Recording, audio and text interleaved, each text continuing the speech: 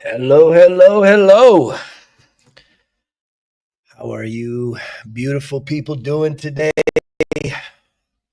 This beautiful day of life. Welcome to the Results Kill Excuses Self Love Sunday live stream.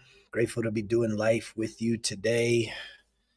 Whenever you're watching this, are you doing life? Is life doing you? I'm grateful to be here. Been going through an incredible expansion of myself. And the coolest thing is that everything that I'm going through is all coming through breath work. It's the wildest thing. The breath work and how transformational that is, how powerful it's been for me. And I'm here to encourage you to definitely tap in to your breath. I've been doing this healing journey with intention for 13 years now, right? 13 years ago, this dude hit his rock bottom and said, enough's enough, man. That's it. I can't keep living life the way I was, which is how many people are living life, acting as if we're limited to what we can truly do, who we truly are, what we can change, what's possible, what's not possible. We limit ourselves mentally, right? It all starts right here in the mind. We mentally limit ourselves. And at the heart of that is most of our patterns, most of our habits, most of the things that we're doing are geared towards helping us to avoid pain. Are you avoiding pain? What kind of pain are you avoiding right now? What kind of pain are you avoiding? Emotional pain? Is it physical pain? I think most people are avoiding the emotional pain, and it's the emotional pain of the past that we're avoiding. The people that I'm grateful enough and honored to be working with, it's something that we do on a regular basis, which is going into the time machine, going into our past, not with criticism, not with judgment, but more with compassion, more with understanding, seeking clarity. And that takes a lot of courage. There's a lot of people that would much rather avoid ever having to do that. And the truth is, we've told ourselves a big fat lie. Anybody have a guess as to what that big fat lie is that we've told ourselves? The big fat lie that we've told ourselves is that time heals. Time does not heal emotional wounds. It numbs it, we bury it, and we absolutely do everything possible to ignore it, to avoid it, to tippy toe around it. And I can tell you that time will not heal it. They don't just heal. It doesn't just go away, right? The things that you felt, and again, the time machine is 0 to 10 years old. The things that you felt, right, from those early years of life, they're still inside of you unless you have gone through the healing process. And that takes a lot of strength, takes a lot of courage.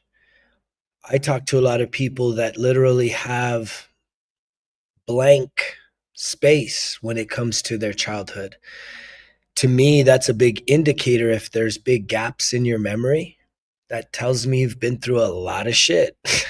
You've been through a lot of shit. And that can be very painful.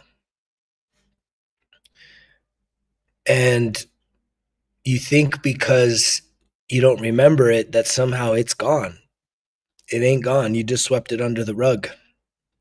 And because it was so traumatic, this happened to me throughout my course of this past 13 years of healing, I had a therapist once, and he was doing some really good work in me, and it sucked because he changed jobs, so I lost him right when we were starting to get some traction, which was a big setback for me. But I remember him looking inside of me and saying, "Dude, do you realize that the reason why you say you have a bad memory isn't because you have a bad memory. It was because you trained yourself at a subconscious level to stop retaining memories because the memories that you have are so painful. So you literally stopped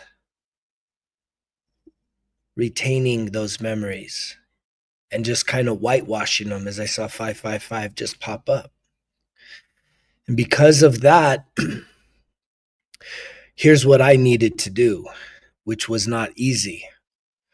Because a lot of my early childhood memories were blanks, I needed to go and seek out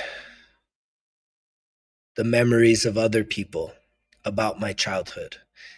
And that wasn't so easy because guess what? A lot of those connections were a part of the pain, were a part of the trauma. But I needed to do it in a very sober, confident, courageous, loving place. I had to do it in love. And I was grateful that I did. I sought out a lot of information from people that I probably did have some strained relationships with. Everything from my mom to, grandparents, aunts, uncles. I didn't have my siblings that I had were always younger than me, but primarily that core group, step parents, step grandparents, people that would have been adults when I was a child. And there were some painful memories. I mean, I was, you know, attempted kidnapped a few times, some really, really harsh, brutal violence that I had to experience at a very early age. Some car accidents, right, that I also survived through. And the beautiful thing about that was it started to fill the gaps. But again, I showed up not in a spirit of judgment, not looking to persecute somebody or, proofs that somebody was the source of my problems and the source of why I felt the way I felt, or, the source of my emotional wounding. Because again, I've been talking about this for weeks on end, is forgiveness is not a two-way street. And forgiveness is absolutely the key to your freedom, to your true freedom, right? We can define freedom in a lot of different ways, but if you want to truly be spiritually free, emotionally free, right, to truly embrace becoming the best version of yourself and releasing the past, the portal, the gateway of that is forgiveness. And that's a very difficult thing to do. And it's very difficult, especially if you are very blinded by this 3D reality. What do I mean by that? If you're blinded by your 3D reality, that means that you have forgotten who you are, right? Another part of the forgetting, right? That predates the childhood. What do I mean by that? I believe in the reincarnation. I believe our souls are eternal. I believe that you have done this thing called life maybe thousands of times.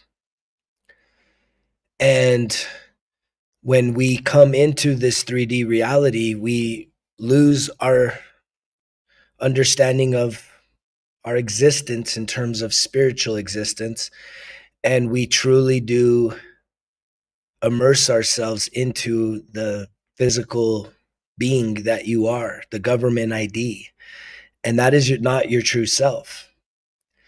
That is your humanity, but it is not your spirituality, and your spirituality will always outlive and be infinite. The human that your life that you're experiencing this time around, it's temporary.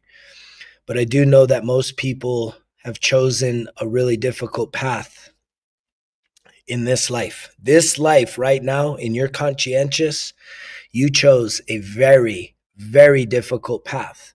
And that path is meant to lead you to transcending your suffering, transcending your emotional anguish and attachment, energetically speaking, to your physical self. You think all these things have happened to you and you're a victim. And the truth is none of that's true, right? If you're totally attached to this life being it, then yeah, you're going to be a victim. You're going to have someone to blame. But if you transcend that and you start to see and spiritualize that the whole point of this was to transcend the pain, the fear, the sadness, and ultimately the suffering, to become the higher self, which is love, joy, peace, and light. And one of the coolest things that I'm experiencing along this healing spiritual awakening, that I am absolutely right there alongside you, is the power of breath work. The Untethered Soul is an incredible book. It's an incredible book. Untethered Soul, The Big Leap, The Mountain Is You. I listen to those books at least once a year, each of those.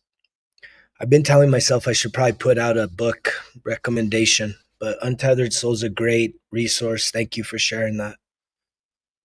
Yeah, that's a huge one. And our triggers come in all different shapes and sizes. And yet, I do believe that every single soul on this planet, we all have the same mission. It's to transcend our suffering. It's to truly embrace and embody more of our spirituality versus the humanity. The humanity suffering, the humanity is division, the humanity is victimization, the humanity is never enough, the humanity is pain and suffering and grief and sadness and anger and pride and, rooting for this team versus that team and, not taking care of ourselves, eating our emotions, eating our feelings, isolating ourselves from others in toxic ways, not in spiritual ways, but in toxic ways. And I'm just grateful to be on this journey. I'm grateful to be what I believe is at the forefront of this journey, because many people are still very much asleep, even though they're alive. They're asleep in terms of thinking that it's their physical existence is what matters most, and it's not. And it's not. Deep down inside of you, there's something that's drawing you to this message and other messages that are awakening parts of you a little by little each and every day.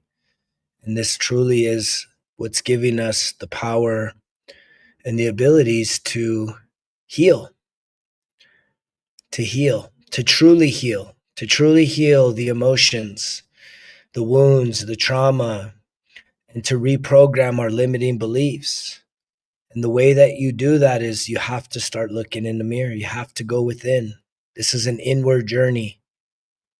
It's an inward journey. The whole focus is on the inside. The biggest results I've ever had have always come by me going within, and I'm having the most incredible results of my life right here, right now. It's incredible, and it's all through breath work. I mean, it's more than just the breath work, but the breath work is the catalyst for truly helping me to get to even deeper levels of healing, opening up my heart, opening up all my chakras, opening up myself to complete the reciprocity of love exchange with myself, my spiritual being, and the entire universe, which includes each and every one of you. And in that is just so much peace, so much real joy, enthusiasm. Today I was doing my breath work and my son's here with me, and I was like so immersed in this breathwork exercise that I just started breaking out with like the most incredible joy, laughing, having fun, being happy. It's called enthusiasm. Does anybody know what enthusiasm means? God filled. It's to be filled with God. Well, what's God? Light, love, joy, peace. And it felt so good. And to think that I could manufacture that feeling, which is something I've been seeking a long time. I know a lot of you are seeking true happiness from within. I know that a lot of you are seeking that because that's something I've been seeking. I've been really seeking it. There's, in my heart of hearts, even though I've seen the spiritual growth, I have absolutely become more and more self-aware, more and more emotionally intelligent, which ultimately leads me to a place of self-mastery. What that means is that I trust myself. What that means is that, I also, not only can I feel my emotions, I can pick up on where other people are as well. That's real emotional intelligence. Not only understanding how you're feeling, but also understanding how other people are feeling. A lot of people call that compassion, and I lacked that for a long time. But I lacked even just feeling happy, feeling joyful from within, right? We have these little moments of joy and happiness, but underneath the surface was still sadness inside of me, melancholy. And what's so cool is that I locked in about a month ago to doing breath work exercises, not even just some basic breath work. I mean, this has become like an hour long. It's meditation, it's breath work, it's visualization, it's like everything all in one. And it's unlocking parts of me that are so healing. And I'm grateful that here in the near future, and even now, I'm already starting to share these practices with my one-on-one coaching clients. If you're interested in exploring that opportunity, please reach out to me, Greg at resultskillexcuses.com. And starting to see some pretty amazing results from the breath work. And I'm seeing it in my own life. And I am somebody that if I'm preaching it, that means I'm practicing it. That means that if it's giving me everything, again, results kill excuses. Everything that I do has to give me a result that makes me a better version of myself. I'm going to repeat that again. Everything that I do needs to give me a positive result. And that result needs to be me becoming a better version of myself each and every day.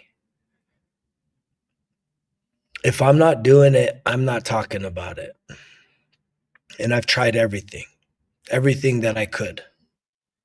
That was a part of my attitude when I went from wanting to break free from my self-sabotage, self-abandonment, self-destruction, self-loathing mindset into saying, there's something more. There's something more that I need. This is not doing it anymore. I'm tired of this. I can't do this life anymore. And as someone mentioned in the comments, sobriety was absolutely the first thing that I had to get serious about. Life on life's terms is what I call it. If you're a part of the community, life on life's terms. No escape routes. And it's the biggest flex. I mean, honestly, I've been talking about this. If if THC, right? I've been THC free for over 2 years now, alcohol 13 plus years, and I don't use any other hardcore drugs. Like I don't use anything else. I have a I have caffeine would be something that people could say, well, you still have caffeine, but I could let go of caffeine if I wanted. I don't do too much. I don't do pre-workout before the gym. I have a couple cups of coffee in the morning. That's about it. Sometimes I'll pop an energy drink if I got a lot going on and I need to keep that fire going. But the THC was something that I personally had told myself a story that I didn't think I was ever going to stop getting high. I was like, I don't think I'm ever going to stop. I could picture myself being an old grandpa out on the porch, still smoking and getting high. But 2 years ago, I was THC and alcohol free for 9 years, and then I started using THC. I met somebody in a relationship, and they were open to being sober from alcohol, but they still like to get a little high. And I said, I'll give it a try. It can't be that bad. Well, I definitely fell back into my good old routine of wake and bake and, sledgehammer hits to crash the fuck out. And I knew that I was using it as a means to cope, right? As a coping mechanism, because I didn't believe that I was good enough on my own with just my God-given presence. And yet here I am waking up on a morning like today. I did an hour of breath work, and it was probably the most incredible feeling, one of the most incredible feelings that I've ever experienced. Total euphoria, total ecstasy, total bliss, total just endorphin rush, filled with just joy and happiness, breaking out into just uncontrollable laughter and joy and celebration through literally breath work, visualization, meditation, exercises. And like when you start to experience those types of things, what the fuck, what else compares to that? Because at that point, you are love. You are the full embodiment of love, joy, and peace. And even in this last month, I've had a completely shift. I've had a shift in terms of even relationships, right? A lot of us are looking for love. And it's like the reason why you're looking for love is because you don't believe you are love. And so what you're really looking for is connection. And I think that's where I've shifted my understanding of relationships. It's no longer love because I'm love. You're love. You may not be embodying the fullness of your love, or at least acknowledging that it's there. But what you're seeking on the outside is for something to validate you, to be worthy, to be good enough, to be, lovable. And that's what's left so many people strained, is that a lot of times when we meet someone that maybe hits a lot of the checks and that lightning of the bottle starts to cultivate itself, we really start to settle. We really start to grow complacent in our own spiritual evolution. There's very few people I know that are in relationship that are continuing to like sharpen each other each and every day in the connection. I believe that we are coming back to a place where that divine counterpart, those divine unions are going to start happening.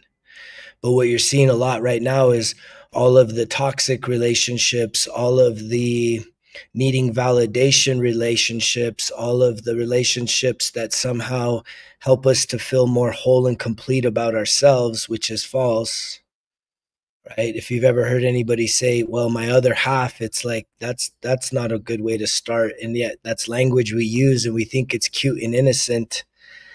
My better half. And it's like, no, man, you don't want two half people.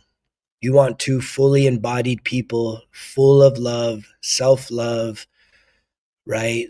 Love, joy, and peace coming together in a harmonious union that continues to help each other magnify to even higher levels, higher dimensions of reality. But most people don't do that. Most people fall in love and then they settle and they start compromising and they stop putting in the work for themselves because it may not fully be aligned with the other person. Or or we're looking to get somebody that's a project. And what I mean by that is, we want somebody that we can change. When no, ain't nobody. If someone even does change for you, I think there's usually always a sense of animosity, resentment, right? I don't think that it's a healthy thing. And it's something I have faced very recently. I have personally asked women to change parts of them for me. And I don't know if that's always served me well. I don't think it served them well. I don't know if it served me the best. Comment down below what your experience is with that. When you ask somebody to make some changes for you, how does that usually go? My experiences haven't always been the best. And even though I'm not asking people to change for the worse, right? I'm not saying, hey, you don't do drugs, do drugs. I'm usually telling people like, well, a connection with me begins and starts with sobriety. If you're not sober, like I'm not, we're not doing that. There's no potential for alignment, connection, right? There's very little in common if someone is still needing to be chemically dependent to do life.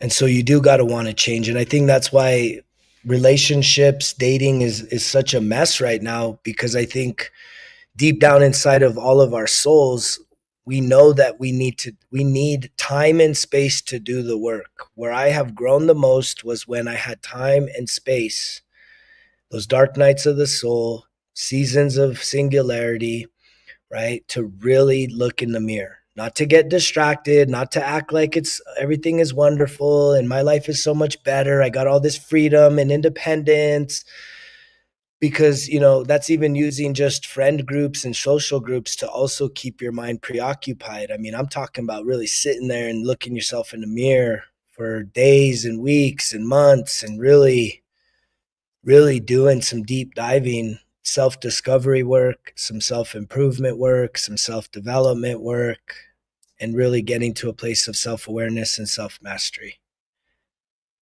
And it's a continuation process. I think a lot of people, at the first sign of relief from whatever stresses that we're experiencing, we usually set up shop. We say, oh, cool, I'm feeling so much better about my life. And it's like, you stop doing the work. And I don't think that serves you to stop. And that's why I preach and I live by no quick fixes. If you're needing a quick fix, you've been already doing that. And it never does it doesn't fix anything. It may give you a little bit of relief, but it does not fix your life. It does not make real improvements in your life, in your personal life, in your mental life, your emotional life, your spiritual life, your physical life, your financial life. And I know that even just in the manosphere, right? The get the body, get the bag, get the chick, like that shit's dead. It's dead. Because 2,000 men every single day are still killing themselves because of advice like that. How do you get over heartbreak? Get in another relationship. It's like, dude, that's the wrong answer. Wrong answer. How do you get over a heartbreak is putting your hand up and saying, I need help, and I want to do some work. I want to work on myself, right? And I want to give myself some time to not just jump into another relationship using people to somehow give me the relief of pain. If you're somebody that's done that, you know it doesn't work. You know it doesn't work. And that's bad karma too. That shit's going to come back on you by using other people for your own selfish reasons. It is very selfish to use people that you have no intention on fully committing to. You really just want relief, right? Because you're hurting. And we can be addicted to people just like we can be addicted to drugs, alcohol, sex, sports, social media, negative thinking, shopping, gambling, you name it. It's unlimited now. The things that we will use to give us the relief from our pain, from our own emotional internal discomfort. And it's sad, but the beautiful thing is that I believe we're shifting. We are shifting to where we're no longer fully compliant to fuck your feelings. It's more, no, feel your feelings. And as you start to feel your feelings, what you realize is that, man, in a matter of 2 minutes, if you can sit there and really name the discomfort you're feeling inside, give it a name, breathe into it, and literally just allow it to have some space, allow it to be seen, allow it to be just be present in your body, it goes away. That's called processing. That's the processing.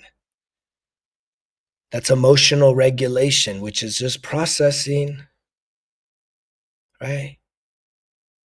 Something stressful happens, your whole mood and energy shifts. When you have self-awareness, you can now identify that. You're like, oh wow, my chest got all tight. What's going on right now, man? Why am I feeling like this? Well, all this stuff's going on. Well, what is this feeling? Is this anger? Is this nervousness? Is this anxious? Is this feeling overwhelmed? What is it? Give it a name. Give it a name. And if you do, you actually shift from fight or flight mode into calming, soothing program within your brain. There's studies that show this. By just naming how you're feeling, you instantly disconnect from that program of fight or flight into the program of self-soothing, calming down, because you have now given yourself the power to identify what's really going on inside of you. Versus, when you're feeling overwhelmed, when you're feeling unloved, when you're feeling stressed, when you're feeling all these things, you don't know what those feelings are because you haven't really been trained to do this with yourself. But I can tell you that in the past, if I felt uncomfortable, food was a big addiction that I had. And primarily I was addicted to sugar, candies, sweets, sodas. So if I started to feel unloved, if I started to feel uncomfortable, as I see 11:11, I'd pull into the nearest gas station. I get myself a bunch of candy and Cokes and shit, and that would obviously give me temporary relief. But that predates, that's the wounded version of me. The healed version of me has now created a boundary because I love myself enough that if I feel uncomfortable, if I'm feeling unloved, if I'm feeling overwhelmed, right, I acknowledge that. And I say, well, okay, it's okay to feel that right now. It's okay to feel that. It's part of our humanity. It's a part of your humanity to feel your feelings. Not fuck your feelings. Feel your feelings. And it's a whole new shift that we need to give ourselves permission to start embracing and learning how to do these things, to really practice these.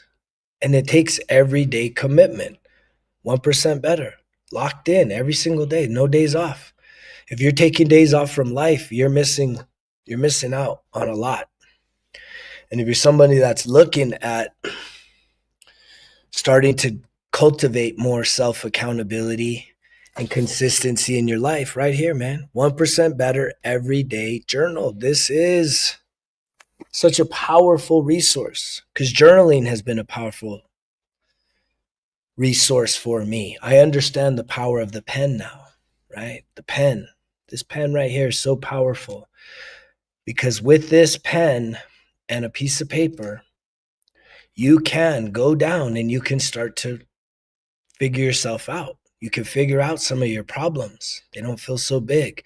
You can start to figure out some of the things you've experienced, and then you can give it new meaning.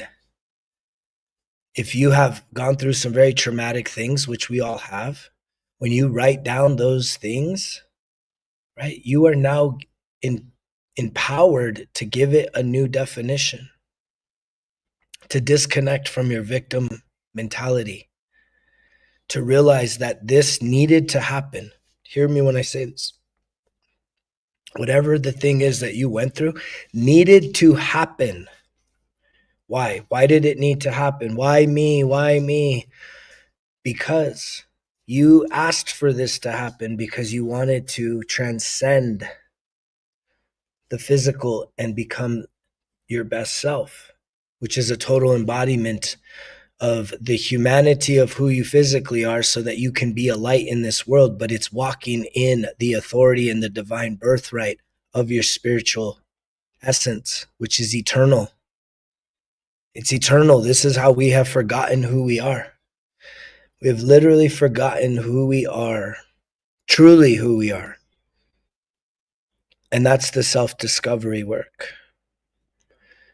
And that's what you can do through the 1% Better Everyday Journal. It's an incredible resource. And for everybody that's purchased the journal, I'm grateful that you're investing in yourself, and clearly you're supporting Results Kill Excuses. You're supporting the message that I'm putting out there. But I continue to put it out there that I would love to send you one. It's 90, right now it's 91 days, volume 1. There's 4 volumes that'll take you through a whole entire year of really staying locked in. 1% better every single day. And in the journal, you have daily worksheets that are fun, interactive, very simple, easy to follow through, but it starts with the attitude of gratitude. So many of us are so plagued with negative thinking that if you can start from the very beginning of your day talking about how you feel the best, and then start to tell yourself that you're worthy of good things happening, that you're ready to accomplish things that matter to you each and every day. And then you fill up this gratitude jar, which is fun, right? This is fun. It's a throwback to probably the worksheets you remember from your school days. And I think that that's something that with so many serious things happening in life, when you're spending some time with yourself, it's a chance for you to be a little more playful, to have a little more fun. And that's why I designed these with that nostalgia of those fun worksheets, because it connects with me. It connects with my inner child. I love doing the worksheets in school. I did not love writing 5-paragraph or 5-page essays. So we start with the gratitude, we get into the love. There's a checklist here of some mindful practices that you should be doing each and every day, listening to positive affirmations, doing that breath work, journaling, meditation, prayer, grounding, sun gazing. And then there's another option. One of the most powerful pieces is when you start to hold yourself accountable. I believe that most of us dwell on the negativity of life, that we don't really give ourselves credit for things that we're doing good and right, big or small, right? We only look at like the big wins, and we don't really chalk up just daily small wins, being more kind, being more loving, being more generous, acknowledging that maybe you didn't pick a fight with somebody, or you avoided a fight, or maybe you went and sought some forgiveness from somebody, or made an apology. You took some initiative to take charge of something, to help other people out. So every single day you get an opportunity to reflect on good things you're doing. That definitely will start to build your self-confidence. And then one of the biggest things that I think people need to be more courageous about is realizing that every single day, if you're reflecting, there's always something you can do a little better. And that doesn't mean you suck. That doesn't mean you're doing things terrible, but you can always look to improve. It's a part of this life process. Trial and error, holding yourself to a high standard, saying, you know what? Yeah, I could have acted a little better yesterday, or, maybe I could have been a little more disciplined with my nutrition, or, maybe, I gave in to this other impulse thinking, and I should have probably went and worked out, or went for a walk, or spent some more time in nature, right? So just having this time with yourself, it's so important.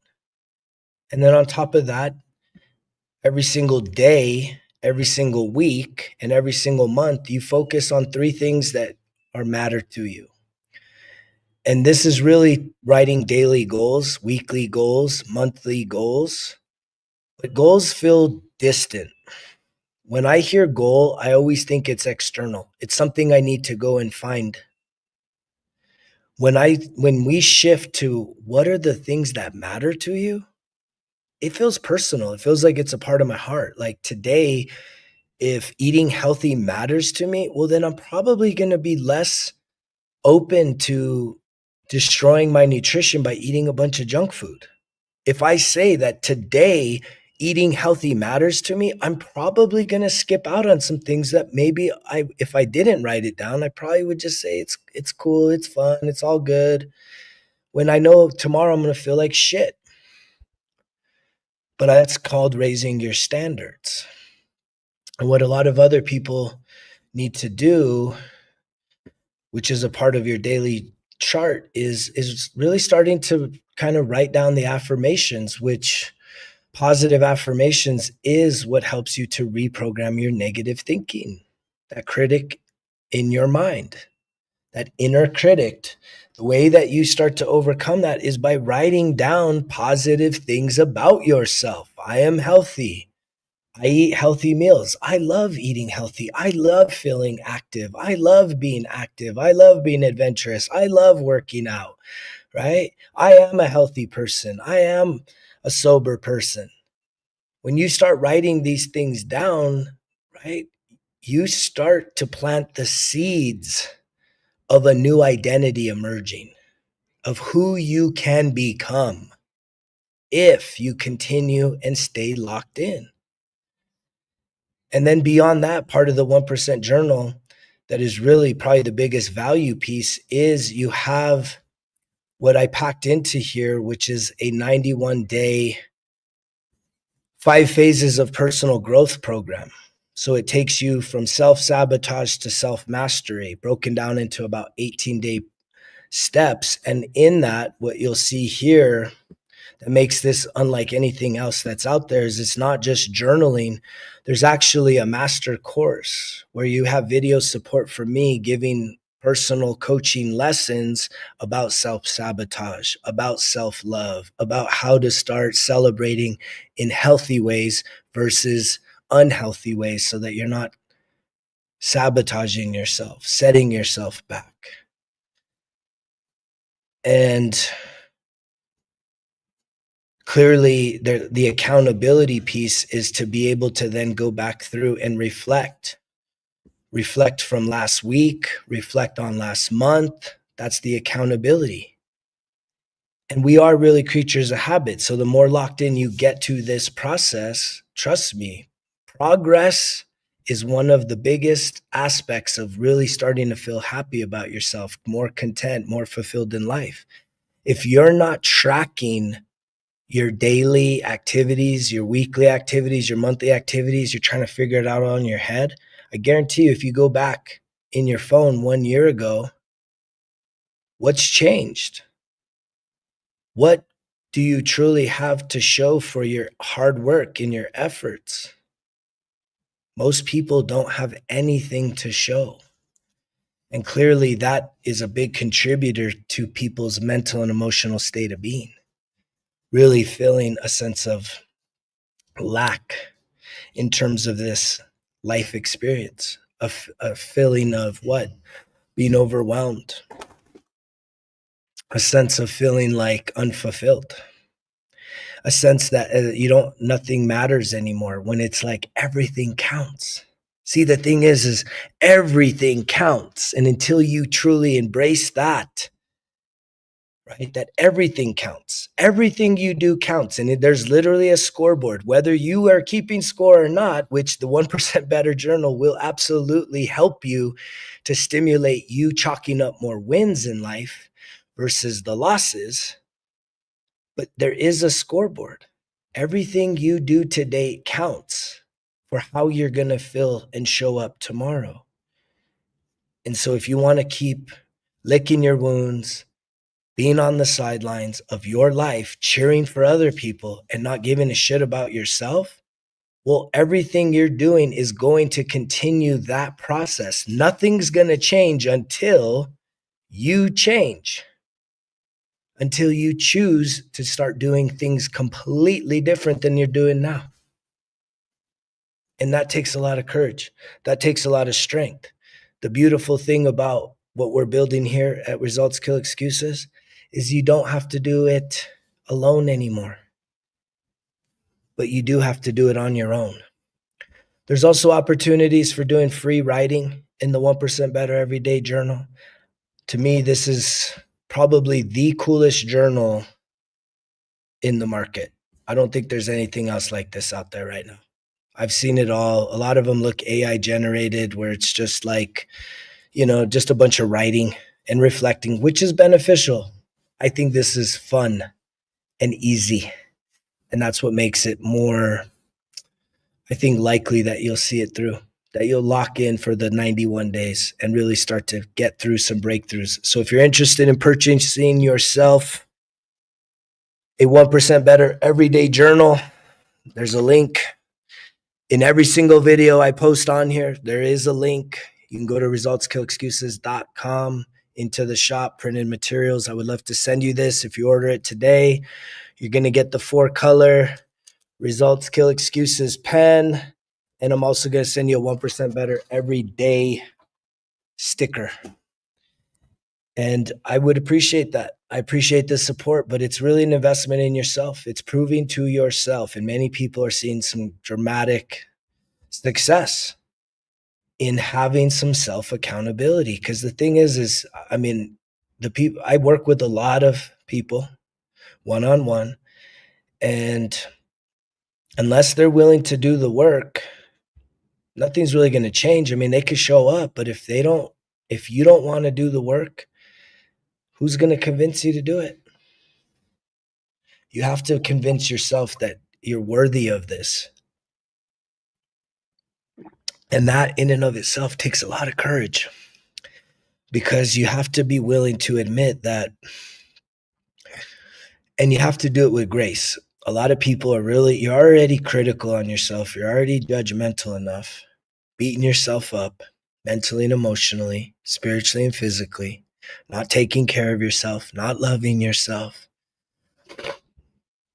So clearly, when you start to look back on your life, there's probably a lot of guilt, a lot of shame, a lot of regret, a lot of things you wish were different. I'm no different than that. I can feel all of those things. But I now have accepted everything, and I have forgiven others. I have forgiven myself. I have sought forgiveness from people I've hurt. I have forgiven people that have hurt me, and I've set people free, which is really setting myself free. And I think that's the spiritual piece of this all. I talk about it all the time. The greatest math problem is one guilty person plus another guilty person equals 2 people that need to be forgiven. Well, what does that mean? That means no one's innocent. No one's innocent. There is not a human on this planet that at one time in their life has not hurt another human. And the hurting doesn't just mean physically. It could be physically, emotionally, verbally, energetically. We can hurt each other in numerous ways. No one is innocent.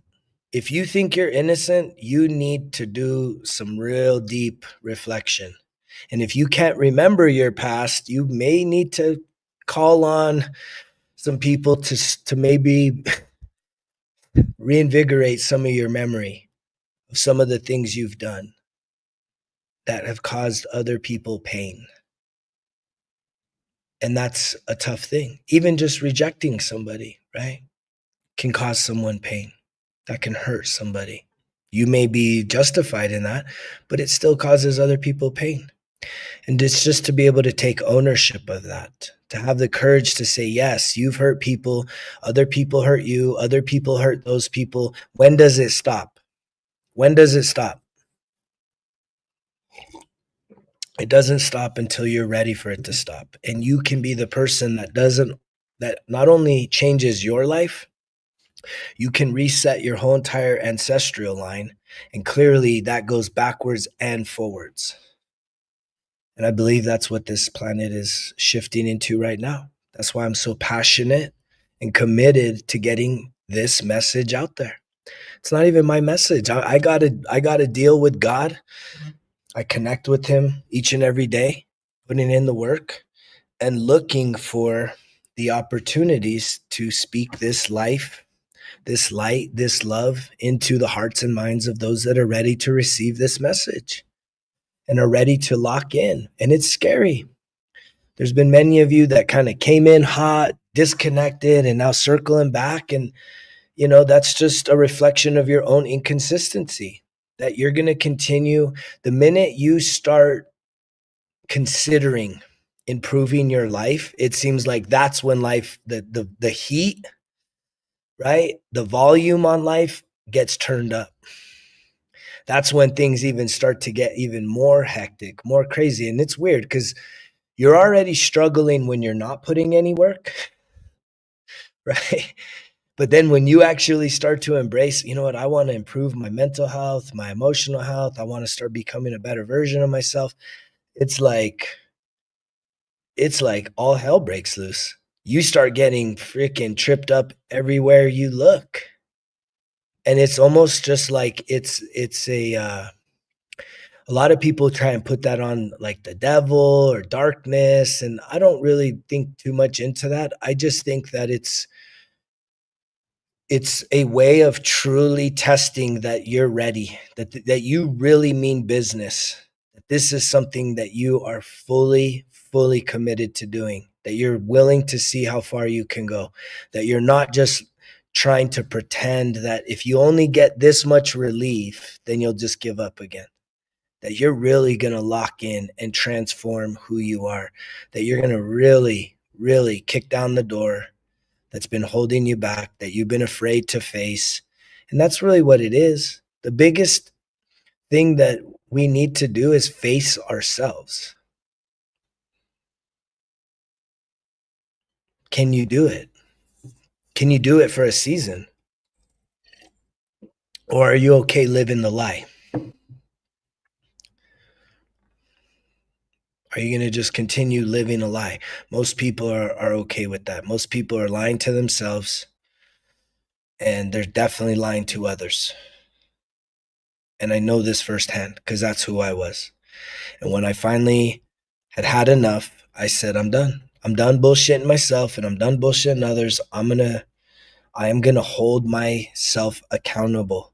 I am done lying. I'm going to be honest in all situations. I'm going to tell the truth.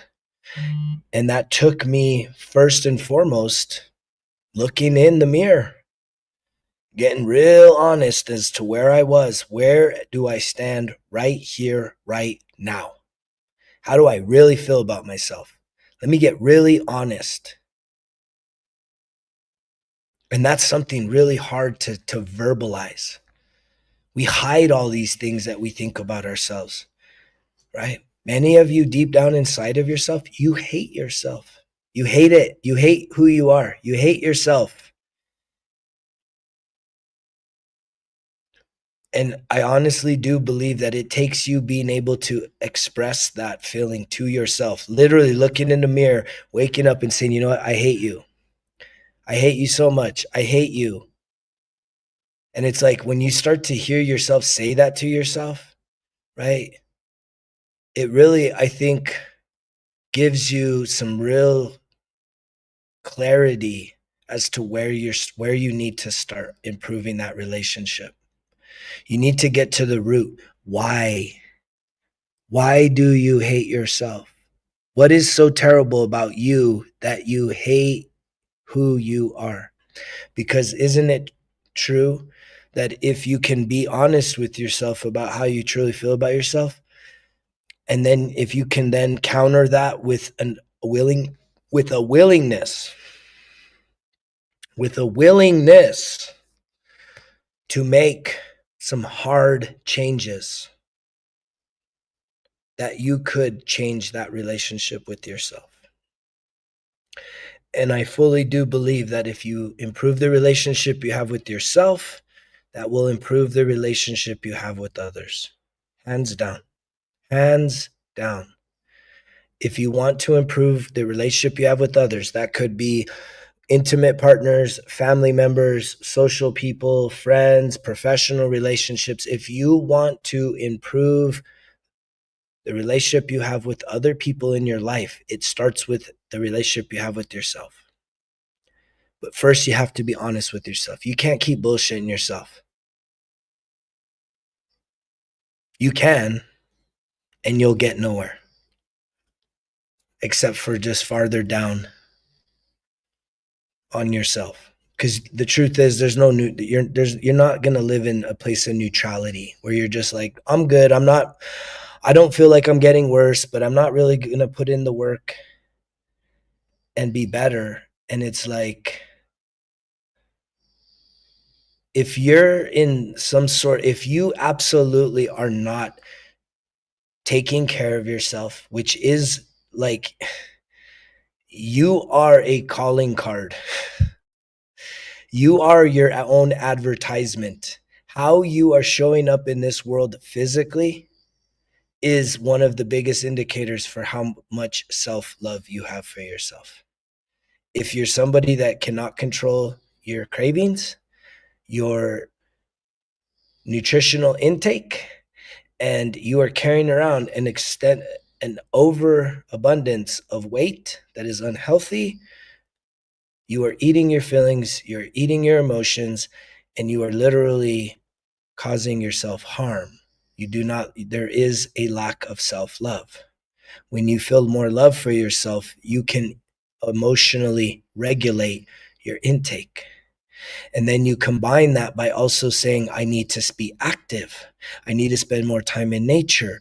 I can't just be sitting around all day during my job and all weekend during the weekend and laying down and just grazing and eating and indulging and eating more and sitting around and not living an active, healthy lifestyle. And a lot of people feel a great sense of guilt and shame about that. And there's all kinds of excuses. Oh man, you can't be that judgmental. This is not about judgment. I have no judgments. This is about being honest with yourself. And you know whether you could or you couldn't do something. Because I know somebody that could be 200 pounds overweight for what they believe would be their ideal self. And if I'd asked those two people and someone was saying, you know what, I'm gonna make this happen. Nothing's gonna stop me. I'm self-motivated. I'm driven. I'm determined. I'm dedicated. I will not stop. I know it's gonna be hard, but I'm gonna put in the work. No quick fixes. I'm gonna be disciplined. And yes, I'm gonna fall down. I'm gonna get back up. And there's gonna be someone that says, I can't do it. Oh, you don't understand. I have this health issue and that health issue. And it's like, man, how many of those health issues go away by you just living a more healthy, active lifestyle?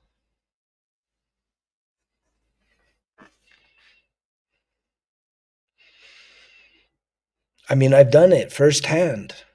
I know what it was to be so stubborn, right? I was super overweight. I thought I was going to die in my sleep in my 30s.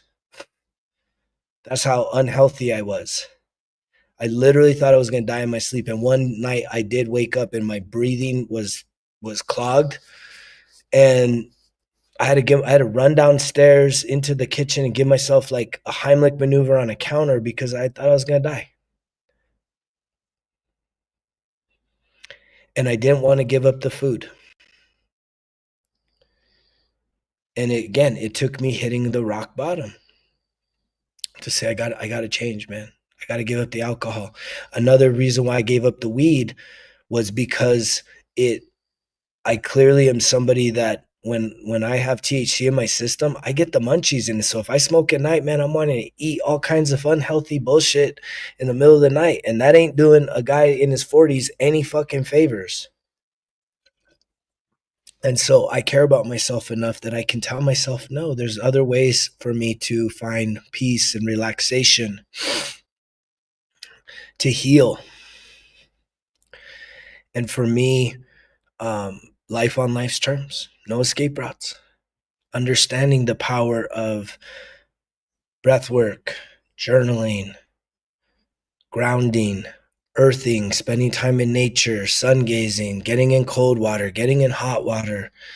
I mean, there's so many tools out there, right? And if you have a chemical dependency, absolutely you're going to have withdrawals.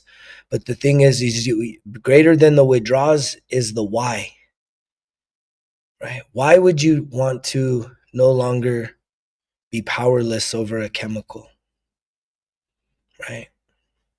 Why is it so challenging for you to feel that doing life on life's terms, waking up, total sobriety each and every day, that somehow adding chemicals enhances your life? That's a story you've told yourself. And a lot of that has to do with the fact that there's some healing work that needs to be addressed if you are ready to address that. And if you need some help, reach out. Greg at resultskillexcuses.com. We can talk about some one-on-one coaching options. And if you're looking for another resource, download the Results Kill Excuses app. There's 5 courses there right now that are an incredible amount of value, that are not going to stay free for that much longer. I'll tell you that much, right? They've been free for almost 8 months now, and there's a lot of people that have engaged in it. But I feel that the work for people to truly lock in, it seems like you got to be willing to pay the price. And I think there's an extreme amount of value there, that when it's free, I think a lot of people take it for granted. I think a lot of people are like, I don't know if I really want to do this. But when you got to make a small investment to say, okay, I purchased this course, right? I think you want to get something out of it. And then I think that also gives you an opportunity to be critical of it, to be like, okay, I got something out of it, or I absolutely didn't, and I want my money back. And I think most people that actually go through the course fully going through it, yes, they're challenging.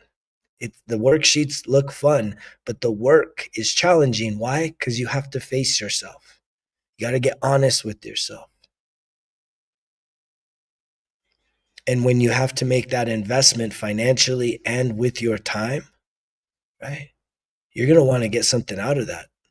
And I think that I always say it in every video I have in the app. It says what you put in is what you get out. And a lot of you feel like you're not even it's like what you didn't put anything in to download the app. So maybe your expectation isn't high enough for yourself. So that's an incredible resource. So is the 1% Better Everyday Journal. If it's something you've been on the fence about, I'm telling you, take that leap of faith, purchase the workbook. I'll be so excited to send it to you, to get you started on truly transforming your life. right? Processing through your emotional wounds, sorting through life's challenges, setting a higher standard for yourself each and every day, starting life out with some more gratitude in life, really appreciating this life. And yeah, I think it's an incredible resource. And I know that people that have taken that leap of faith are truly, truly, truly getting a lot out of it. The breath work, just breathe. If you're someone that hasn't been or is open to doing breath work, I highly encourage you to lean into it. An incredible book that I want to recommend. It's called Healing by David Elliott. Um, get that book. 100%, man. Purchase that book today. There's 4 breathwork exercises in the back of it that are really well produced, and I have gained so much through those. So if you're looking at going through a book, and I can tell you we're already February, first week of February. In January, I listened to, I think it was 6 books, right? And I talk to you guys often about my daily 5 principles. Minding my mornings, eating my health, moving my body, learning every single day, and lending a hand. And so every single day I spend time, mindfulness mornings, maintaining healthy nutrition, getting in some sort of exercise, learning new things, and making a difference in this world by helping others. Those 5 things, if I'm doing at least 3 out of those 5, my cup is more than half full. A lot of you, if you're living life in exhaustion, you're exhausted, it's because you're not practicing things that fill you up energetically. You're giving, giving, giving, giving. And the reason why you're giving so much is because you don't know how to receive. I'm going to say that again. The reason why you're giving everything you've got is because you have yet to learn how to receive. There's a lot of people that give, and you give to a point of your own demise, your own self-destruction, because you think taking care of others is taking care of yourself, and that's false. You need to prioritize your health, your wellness, your nutrition, your fitness, your spiritual health, your mental health, your emotional health. Your health needs to be at the forefront of your everyday life. That doesn't mean that you get to just abandon responsibility, but those responsibilities that you have need to be second to prioritizing your health, your wellness, your sense of being. And a lot of people have it totally backwards. You don't even have yourself on the list when it comes to who to prioritize, because you feel that that's selfish. You've told yourself another big fat lie. I talked about one big fat lie. The next big fat lie is that somehow prioritizing yourself is narcissistic, it's egomaniac, it's self-centered, it's selfish. I believe all those false beliefs have been put into our reality as a means for you to not do the work necessary. And the necessary work is to invest in yourself, which is not selfish, because if you heal yourself, I promise you, everything that you heal in yourself, genuinely healing in yourself, I'm talking about mental, emotional, and spiritual wounds, the things that you heal within, you will inspire healing in other people. Hands down. It's natural, it's organic, it's effortless, because you are now going to be a beacon of light in the hearts and the minds of other people. They're going to look to you for inspiration. So if you're somebody that, even if you truly do desire to feel more of a sense of belonging, a sense of acceptance, as you heal yourself and become your true and authentic self, Everybody that's false for you, that's no good for you, that doesn't have your best interest, those people are going to more than likely fall away. And the beautiful thing is you will attract people that will see you for your light, that will truly value you for you. You don't have to bullshit yourself. You don't have to bullshit other people. You can get rid of all the masks that you're wearing. You get to show up as you each and every day. No more lies, no more deceit, no more manipulation, no more self-sacrifice. You get to be you. And it's the most it's the most beautiful thing you could do, is to be your true and authentic self. 365, 24/7, no matter where you're going, no matter where you're at, you just get to be your true and authentic self. And a lot of that takes understanding boundaries, how to guard your energy, realize when people are taking advantage and no longer tolerating that, removing yourself from situations and people and connections that do not value you. A big part of that is saying no. We're so afraid to say no in a healthy way, to say no in love, to say no, I can't do that, and not have to give a reason, not have to explain yourself, to say no, thank you so much for the invite, but, and that's it. Well, what do you mean? How dare you not do what I want you to do? There's an incredible listen uh, on YouTube. Look it up. Wayne Dyer, Pulling My Own Strings. It's an incredible listen. It's like an hour and a half. Pulling My Own Strings by Wayne Dyer. I listen to that every 6 months probably. Just to keep it fresh, that you know what? You should never hold another human being above yourself. And you should also not put anyone below you. We're all on this level playing field. That's why I love when you start stepping into the spiritual realm, no one's above the other person. You may have an ego that's inflated or a title and all this other bullshit. That's physical. That is temporary. At the eternal level, we are all equal. Every single soul, equal. And thus, when you start walking with that level of understanding in your life, you no longer have to explain yourself. You can set healthy, clear, loving boundaries for people that not everybody gets access, especially if they are no good for you. They don't serve yourself for your highest purpose. People that tear you down, that hold you back, you got to let go of that stuff. It takes a lot of courage. This is a transformational process. It's a spiritual awakening. That's what we're going through.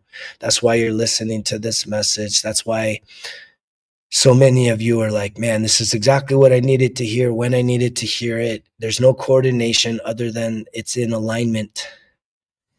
Whether you respond with action, whether you respond with truly wanting to change who you are from the inside out, really locking in, doing the work, and doing it for the long haul, right? I've been locked in for the long haul. I've had lots of people, I could tell you, I've had lots of people along my journey try and convince me, aren't you good? When is enough going to be enough of all the healing stuff? And it's like, I don't know, but I know I'm not there yet. Like, I wake up every day renewed. I'm not burdened by the fact that I've been 13 years sober, that somehow today I'm going to question whether it's worth it or not. It's always worth it. It's literally every day is a renewal of being the best version of me. And I filter that through, what did I do good yesterday and what can I do better today?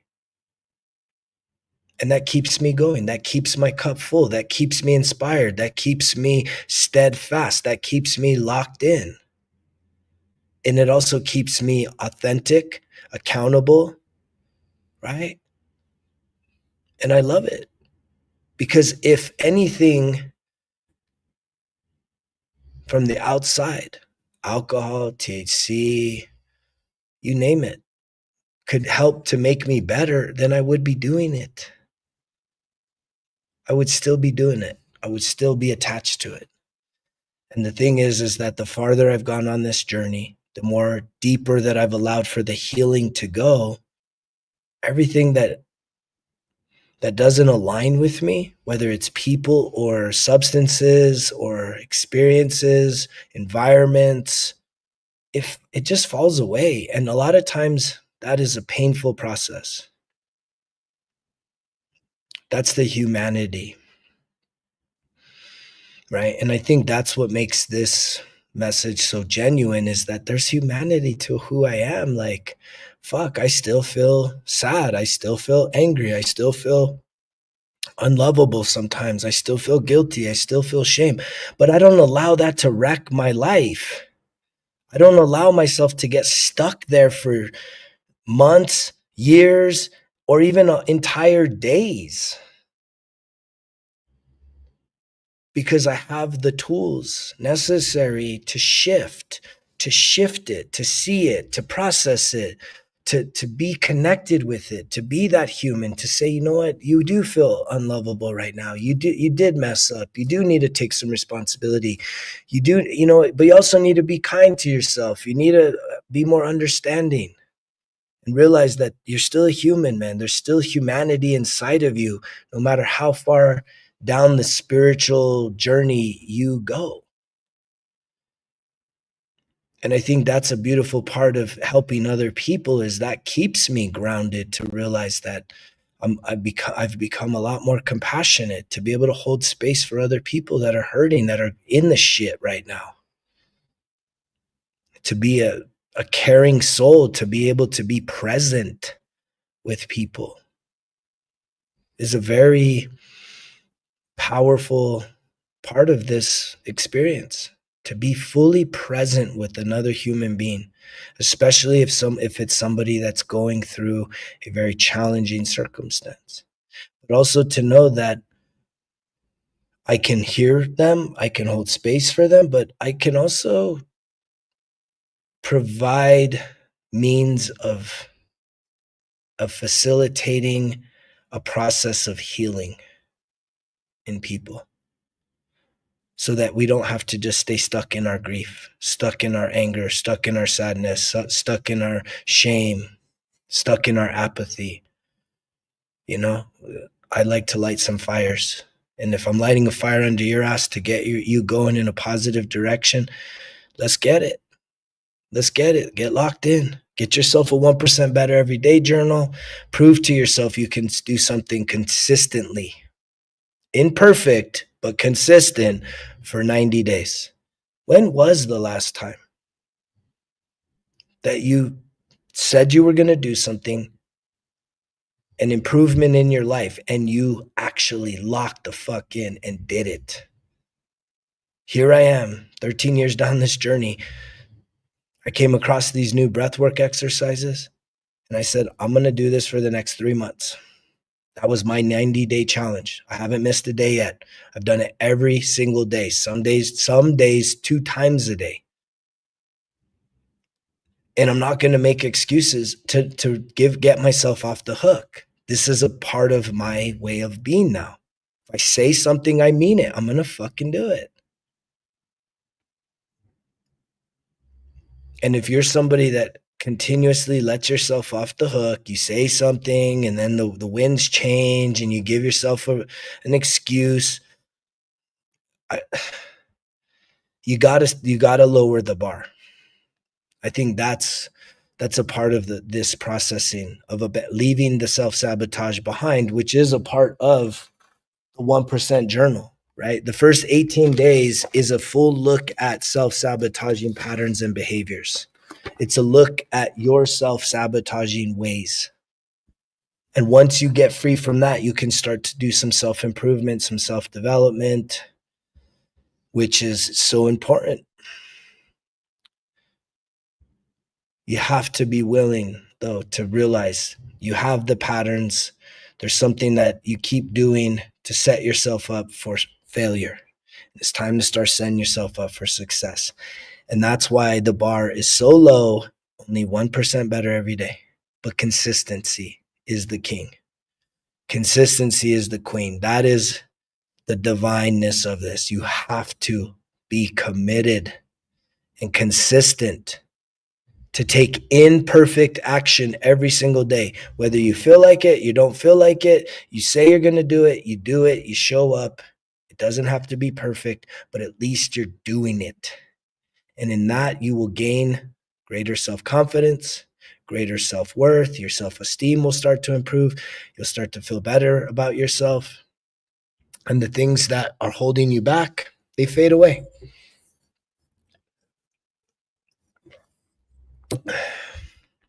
Sounds easy. But here we are, last week, depending on when you're watching this. It's the year of the snake now. The dragon is gone. We're now in the snake. I love that this analogy of the snake. You don't have to be born in the snake year. We are in a snake year collectively. That this is an opportunity greater than any other. It's a 9-year, which is a conclusion of something. And the year of the snake symbolizes the one thing that snakes do. They shed their skin. They shed their skin. They outgrow their own skin, that they shed it. I think many of us, we need to shed our old identity. We need to shed the things that are holding us back. We need to shed the negative beliefs. We need to shed our addictions. We need to shed our chemical dependencies. We need to shed these self-sabotaging patterns and beliefs. We need to shed our limiting beliefs. And the way you do that is by trying new things, doing new things. And there's no better day than now. The stars are aligned, the planets are aligned, everything's aligned. The only thing that now needs to happen is for you to absolutely have the hunger and the desire and the mindset to say, I'm all in. Ain't nobody gonna rescue you. You gotta rescue yourself. And yet here's a community.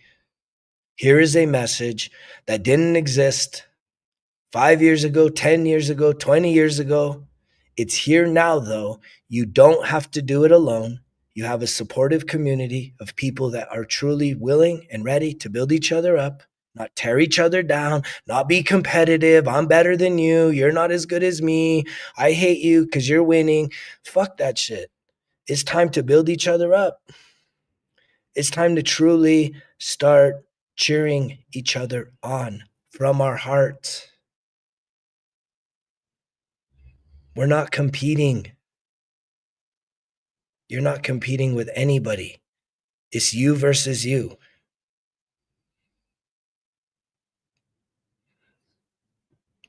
And even though you don't have to do it alone anymore, you have to do it on your own.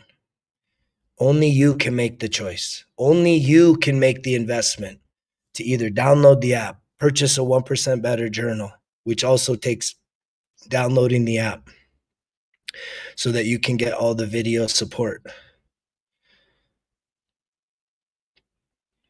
It's doing something different. And I believe in doing something new each and every single day. There's 3 things that I preach. Do something new, do something for you, and do something kind every single day. Every day, every week, every month. You start doing those things, your life will start to shift. Right? It never ceases to fail how many people feel stuck in life. Are you somebody? Do you feel stuck right now? Are you stuck? The reason why you're stuck is because you have given up trying new things. There's no progress in your life. You're doing the same thing over and over and over again. And what? This is insanity. This is madness. You think something's going to change? You think that watching the same sports for the same amount of hours every single week, every single weekend, time and year again, eating the same things every single day, every single weekend, drinking the same things, smoking the same thing. What about the same pattern is going to give you the ability to get yourself unstuck? And the reason why you feel stuck is because you've also told yourself that your life doesn't matter. deep down inside, there's lack of self-love and you feel like your life doesn't matter. Unfortunately, every single thing you do matters. And just because you tell yourself you don't matter, your life matters. Everything you do matters. And guess what? You are creating your misery. And the same way you can create your misery, you can create your mastery, your success. If you can create misery, you can create mastery. It's a mindset shift, but it takes relentless commitment. Not quick fixes, not looking for a quick solution, not looking for something, a magic pill that just makes all the bad things go away, a surgery that takes away all the weight, right? It starts in the mind. It takes time. It takes focus. It takes commitment.